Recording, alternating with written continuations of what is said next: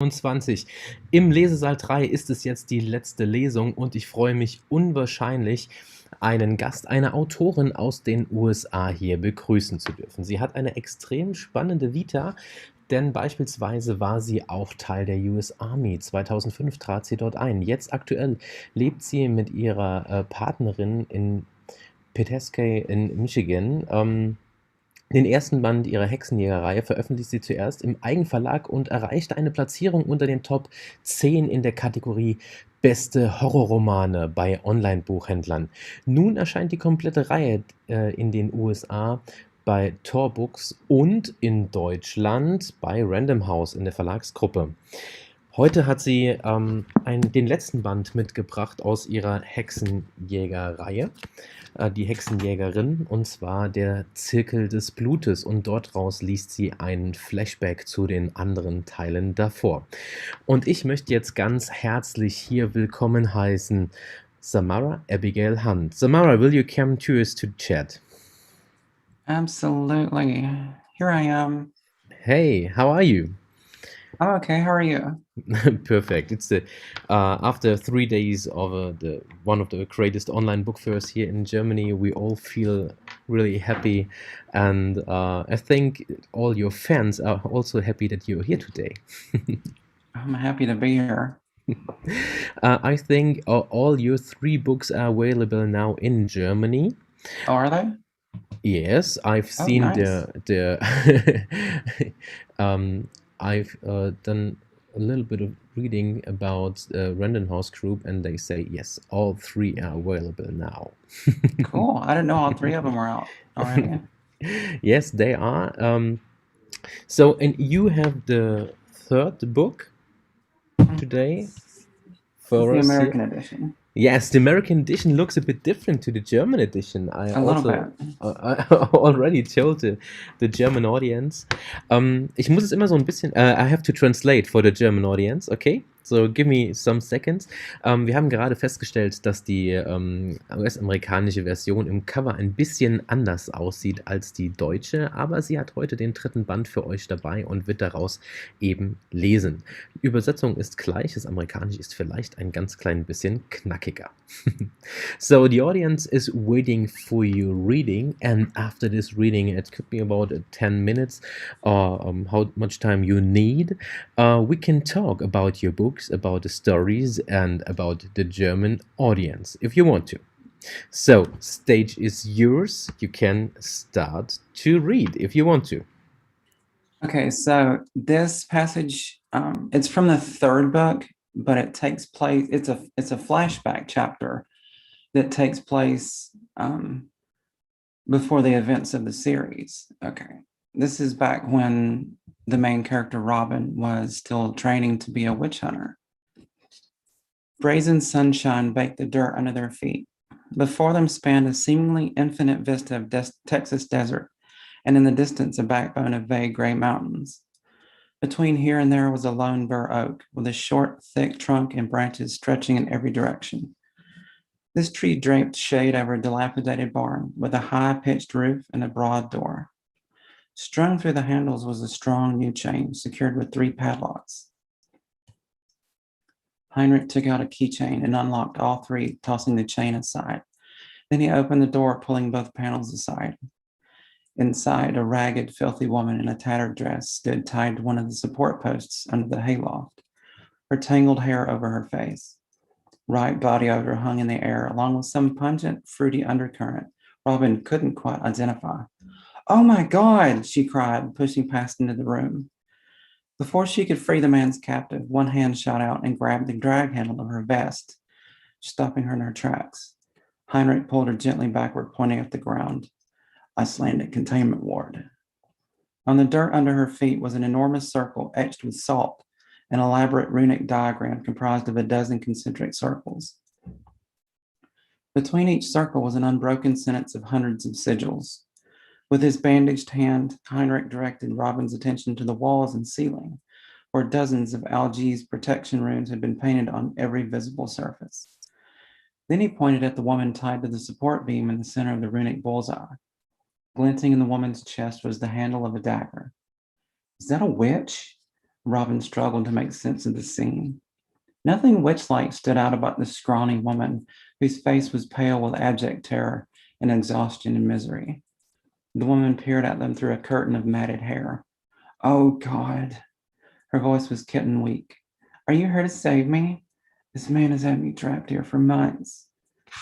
A burst of anger gave Robin the words she needed. You mean you've had a witch out here the entire time? Like 80 feet from where we sleep? Are you high? Please help me, said the woman. The silvery dagger was buried in her chest right up to the crossguard, and a stain ran down her belly in a banner of dull brown. I think I might be dying. You ain't dying, Tilda, Heinrich said mildly. Writhing in her bonds, Tilda stared at him with wild, baleful eyes. The man stepped across the outermost circle of the containment ward toward her, taking care to disrupt the runes with his foot. What are you doing? Asked Robin, her heart beating a little faster. Been a couple of months since I've been around to see my good friend here. Heinrich stepped inside another of the concentric circles. Dry dirt gritted under his boot as he disturbed another ring of symbols. Thought we could stop in and say hi before lunch. The woman's eyes didn't leave Heinrich's face. Terrible eyes, the washed out blue high beams of a dope fiend, glaring from under thick eyebrows. Heinrich stepped into another of the circles, and a slow smile spread across her face, revealing jagged teeth and ink black gums. I don't think that's a good idea, said Robin. Fear gripped her. Shivers ran through her like a stampede of wild horses, and her face and hands became cold.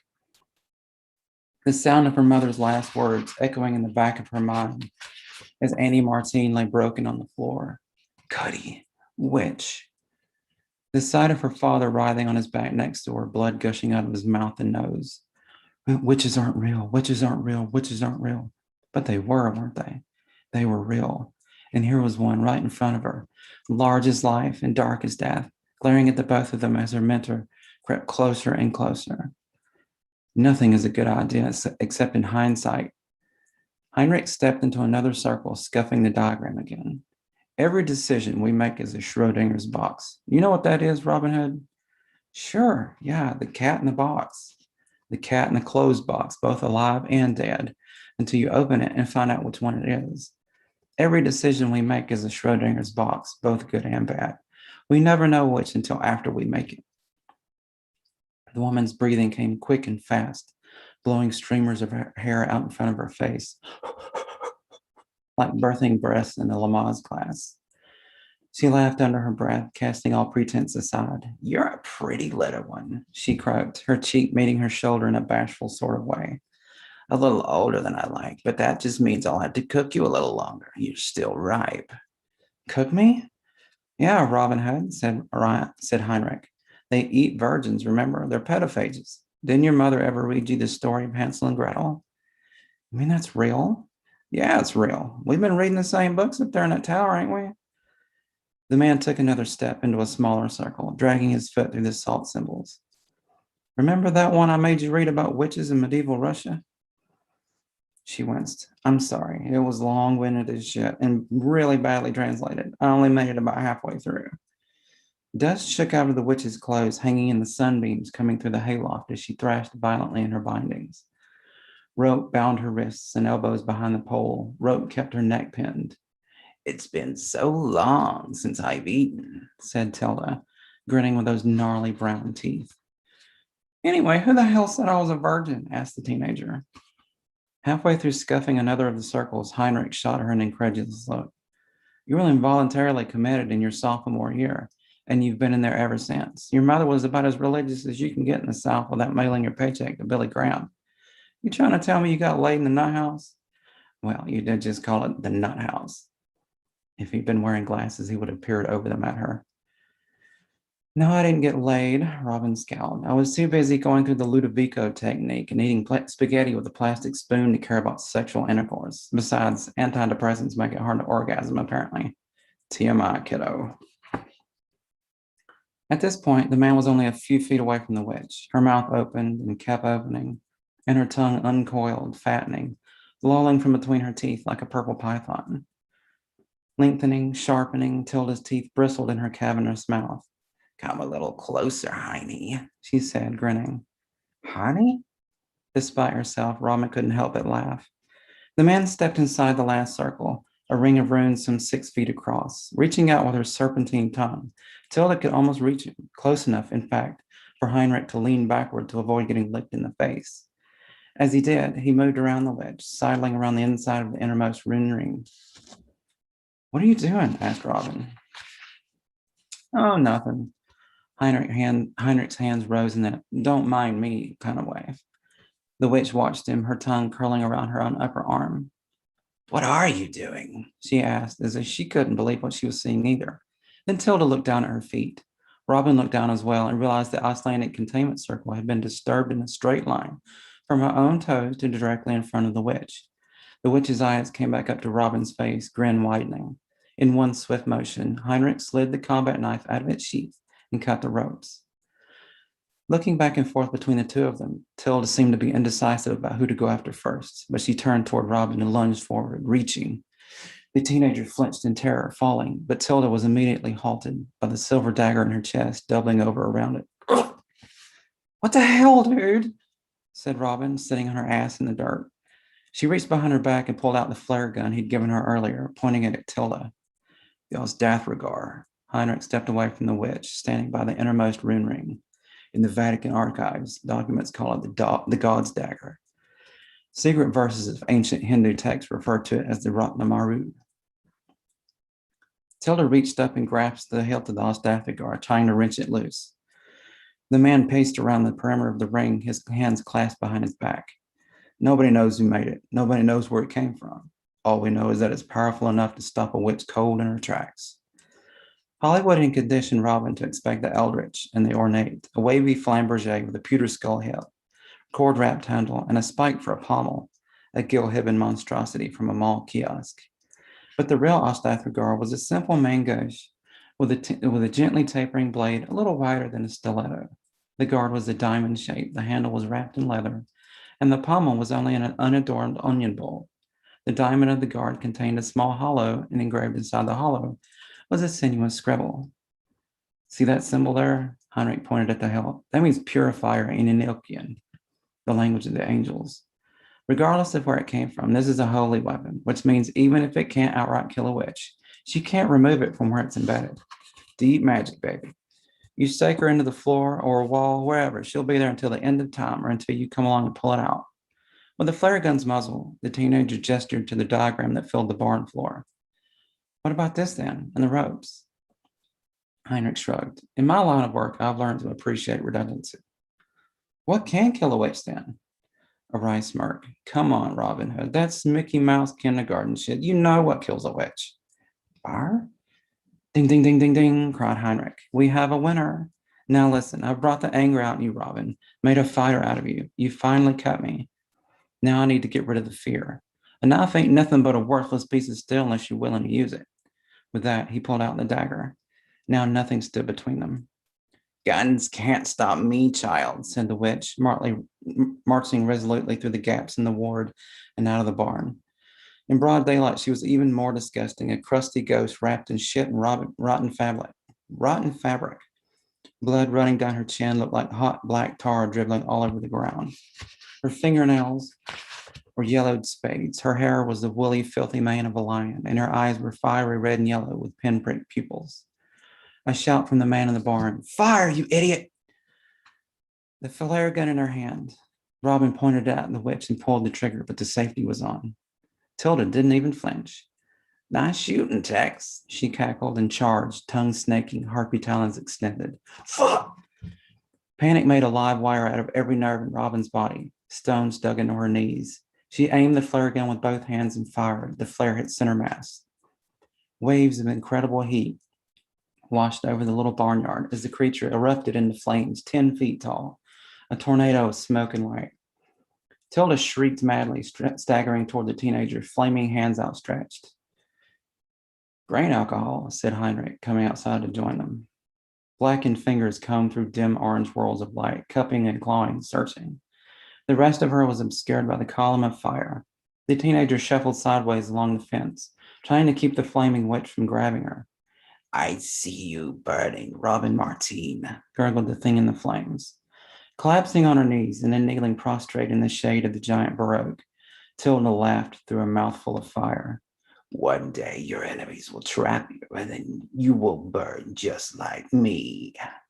She fell over and lay motionless, a black wraith shrouded in light.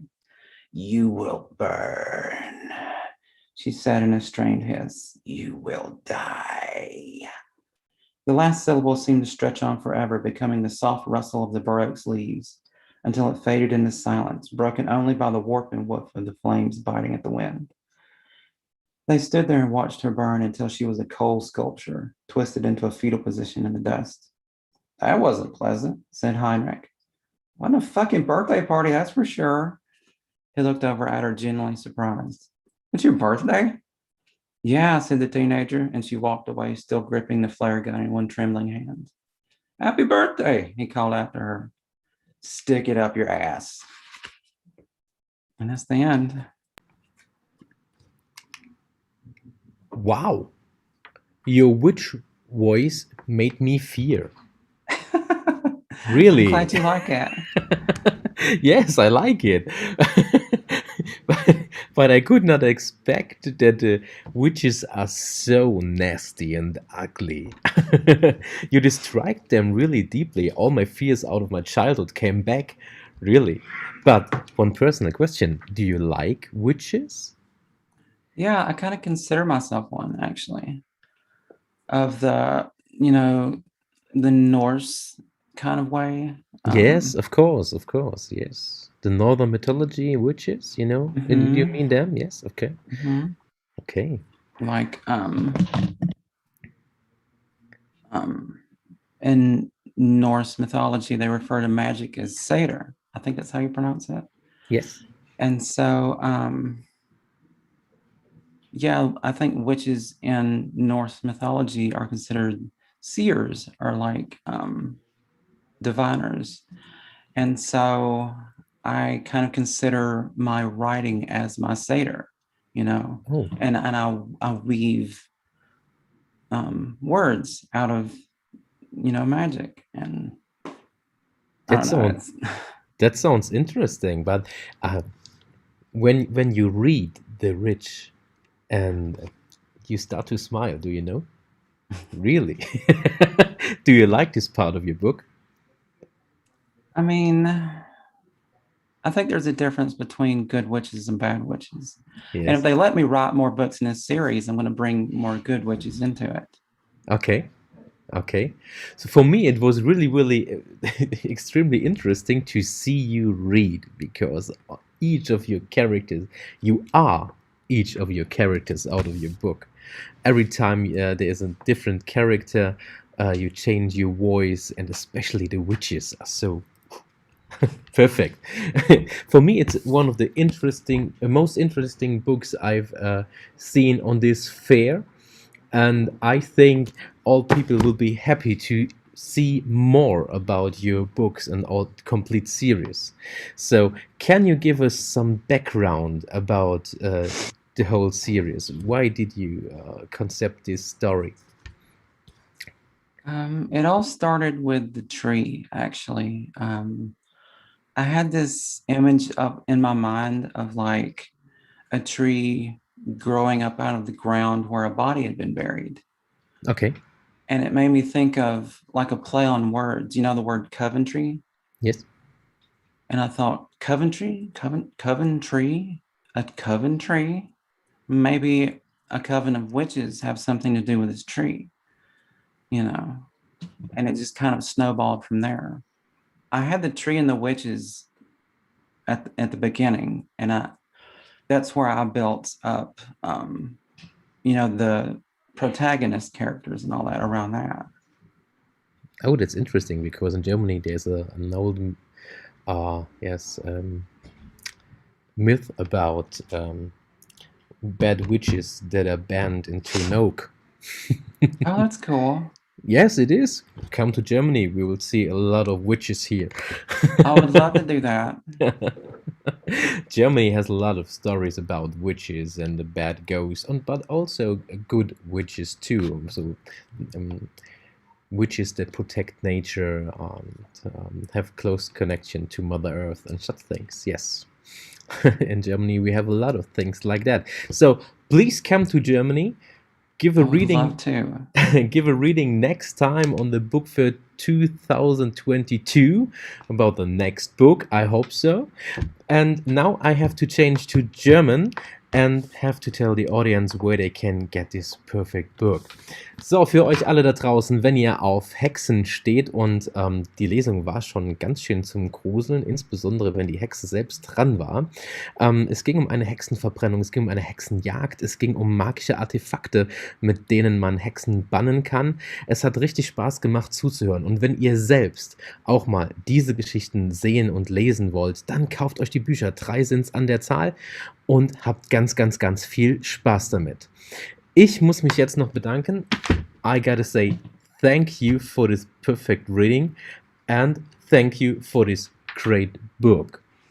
I hope to see you again in Germany 2022. I hope to be there.